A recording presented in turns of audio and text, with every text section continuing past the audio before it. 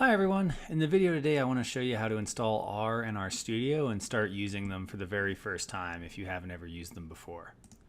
So when we want to install these programs, the first thing we have to understand is that R is the actual programming language, and RStudio is a development environment in which the R language can run. So it'll kind of clean up your interface, make it a bit more manageable, make it more usable. And then there's some other things that like the RStudio team has done in the larger context of R that are super useful. But in general, RStudio is just the environment in which the R programming language runs. So if you've never installed R before, that's the first thing you're going to want to do. So we're going to go to the R project, which is at cran.r-project.org. And CRAN is for the Comprehensive R Archive Network. And then we are going to be taken to this page where we have several different download options. Download R for Linux, download R for Mac, or download R for Windows. Since I'm on a Windows PC, I'm going to click there. And then this window will look a little bit different depending on your installation, right? If you're installing it on Mac or on Linux. But here I get this handy little link to say install R for the first time. So I'm going to do that. And then I'm going to click on Download R 4.0.2 for Windows. And this is going to install the most recent version of R. And if you're installing R for the first time, that's the one you're going to want to run. Like if you've been running R for a while, there might be reasons why you want to use a slightly older version of R. But in general, if you're getting started, you want to use the most recent version. So we're going to go ahead and save that file.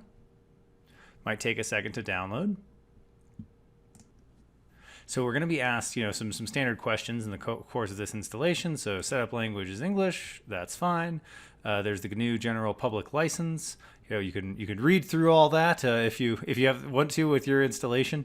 But I'm just going to click next. Right, then it will set up a program folder for us, and it will save these things in an R folder under Program Files. So that's fine. And then in general, we're going to just do the default installation and take everything. So then, yeah, again, we will say no if for startup options. We don't want to specify anything, so we'll just accept the defaults.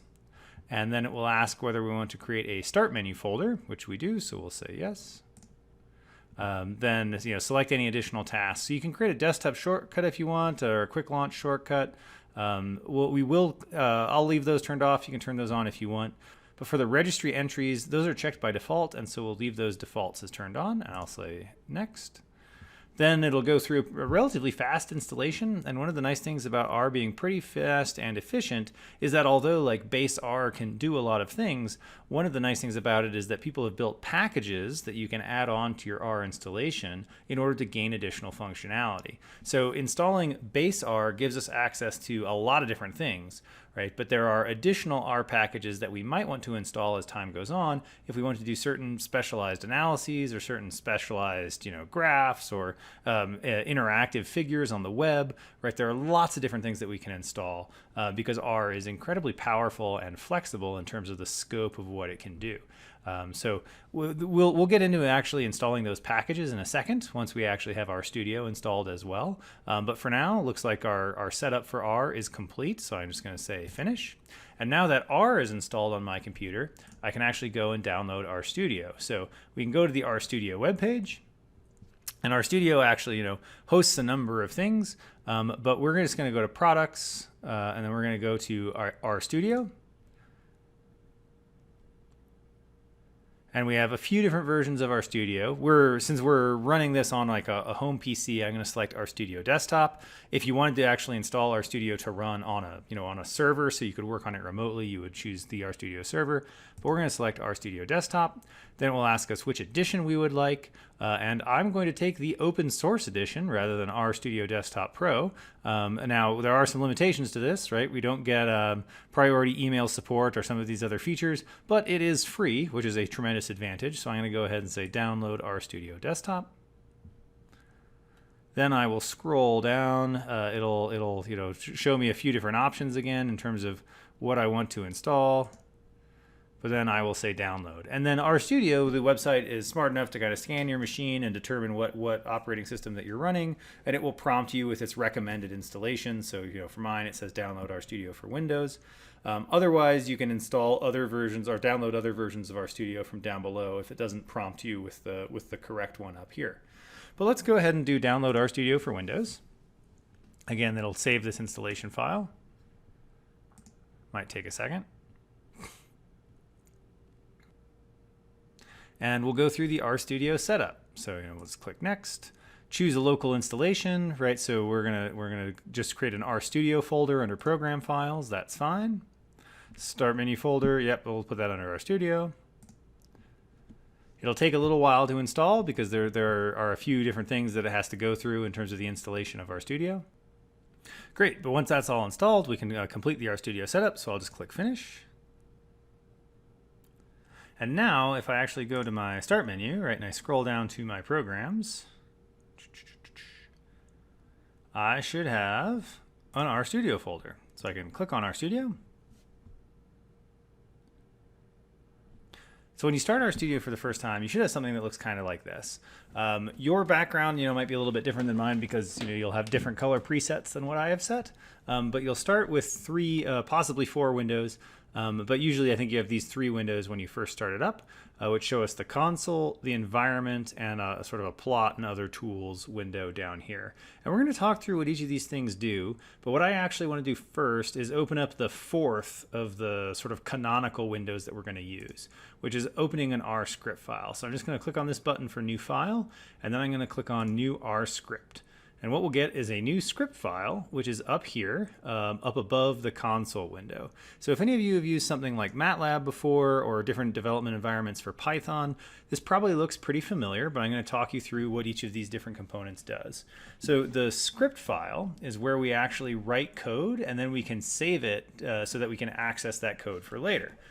And the script window is pretty handy because it allows us to write out our code, but also insert comments. So for instance, if I put a hashtag and then I can say this is a comment, the hashtag tells R that that's not an active line of code. That's just a note to myself. And you can see that it's just kind of grayed out. However, if I actually want to write an active line of code, so for instance, I could say something like create a variable called x, and I'm going to assign to it the value of 2, I could say x is assigned the value of 2, and then I could run that code either by pressing the run button up here or pressing Control Enter on my keyboard. And what you'll see is that both of these pieces of code from my script file actually get run down in the console. So both of those pieces of code where the actual are stored in the script file, but where the actual computation happens is down here in the console window. So this is where code is actually being run, and it's also where we're going to see any warning or error message that comes up if we have problems in our code. The other thing that we can see is we have this global environment where it will show us objects that we have created during the R session. So in this case, we just created an object called x that takes the value of 2. If I were to change this, so let's go back and I'm going to reassign x the value of 3, you can see that that code then runs down in the console window, and x takes the value of 3 up here now in my global environment. So this is where any information that we're creating is going to be stored in the short term.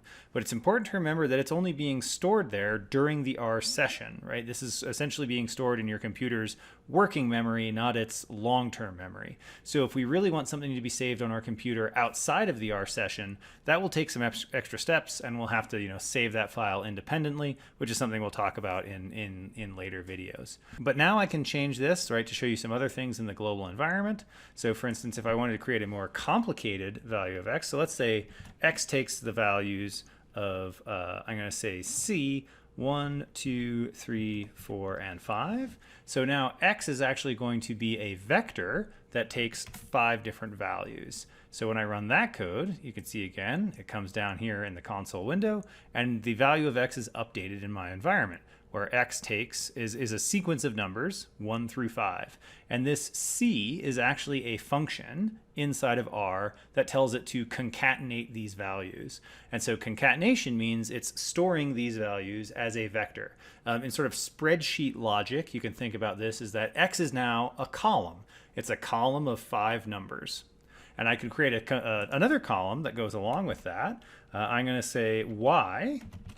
And I'm going to create a column or another column of 5 numbers here. So let's say that y is rather than numbers 1 through 5, let's show another function here. Let's say that I want 5 randomly distributed numbers. So I'm going to use the rnorm function for random normal distribution. And you can see that our norm, it prompts me with this helpful little yellow ribbon to tell me kind of what arguments this function takes. But it says there's n, there's the mean, which by default is set to 0, and there's the standard deviation, which by default is set to 1. So I can say, all right, well, let's make it n of 5, so it's the same length as x. I'm going to say my mean is equal to 0, because I want this to be a standard normal distribution. And I'm going to say that the standard deviation is equal to 1, because again, I want this to be a standard normal distribution. So if I run that, now you'll see that runs again down in the console window. And up in my environment, I now have an object called y, which is 5 random and normally distributed values. So C is a function, R norm is a function, right? They're both sort of involved in data creation or data management. One of the other basic functions I'm going to show you right now is just the plot function, because then that's going to show us the functionality of that window down below. And the plot function takes two primary arguments, which are x and y. So in this case, I created a variable called x. So I want the x-axis to be x, and I want the y-axis to be y. And if I run that code, you can see that it gets run through the console window. And now rather than creating an object out here in my global environment, it's going to create a plot down below. So now here's my values of y. I've got 1, 2, 3, 4, 5 values that go with the values of x, which were 1, 2, 3, 4, and 5. Right, so any sort of two columns of data I could plot in this way. But again, this is just to kind of orient you to the different windows inside of the RStudio environment and some of the basic functionality of R. Right, hopefully you're already familiar with that, but a lot of the things that we're going to show you are going to have pre-written code. So we will give you script files where you can go through these things and you can just run the code kind of line by line rather than having to write a lot of your own code from scratch. One of the other things I do want to show you, though, is the actual installation of packages. So like we said, in base R, you have certain functions that are installed automatically. So, concatenate, the random normal distribution, the plot function, even this assignment operator. Those are all characteristics of base R. But if there are more advanced, more sophisticated things that I want to do, I kind of have two options available to me. Either I can program them myself directly using the component functions of base R, or I can go get a package where someone has already written kind of higher level functions that do more complex operations. So in order to install a package, so we're going to use the install packages function. So up here in my script file, I'm going to say install.packages, and then in quotes, I'm going to say tidyverse. And the tidyverse package is a meta package, which is to say it's a package that contains a bunch of other packages. And it's brought to you by the people at RStudio. And it's a super helpful package because it has so many different things wrapped up in it that are really useful for data management, aggregation, cleaning, data visualization, right, and creating really good figures. So Tidyverse has a lot of things in it, and some of the details we'll get into later. But it's basically the first package I recommend people install after they've installed R in RStudio. So let's go ahead and install that package. All right, that actually went reasonably fast there, but you can see, okay, package successfully unpacked and MD5 sums checked. And then we're prompted with this little caret symbol, right, that little arrow in the console window, which is the kind of the sign that R is ready for the next line of code. It has finished whatever computation it's doing, and it's ready to go. So this package has been installed, but that just means that it's downloaded and installed on our computer. To actually open it up so that we can use it inside of our R session, we need to use the library function. So we're going to say library tidyverse. And that might take a second to run. But what that actually is going to do then is it's going to open that package and import all of its functions into our current library. So that means that all of those functions will be readily available for us to use in our R session. And now this raises an interesting question about, why do I have to install it and then open it into the library? Why isn't it installation just always going to have that package be there? And the short answer is that packages are written by many different people. So functions will occasionally have the same name. Right, so a function from one package might share a name with a function in a different package. And if I try to open those both in the same session, one of them is going to get overwritten. And it's usually the older one is going to get overwritten by the newer one. So if I want to avoid that error and I want to stop that from happening, what I need to do then is only open the packages that I want to use in any given session, right? So by kind of having this two-tiered process where packages are installed on my computer, but they're not necessarily opened in my R session unless I specifically bring them in using the library function.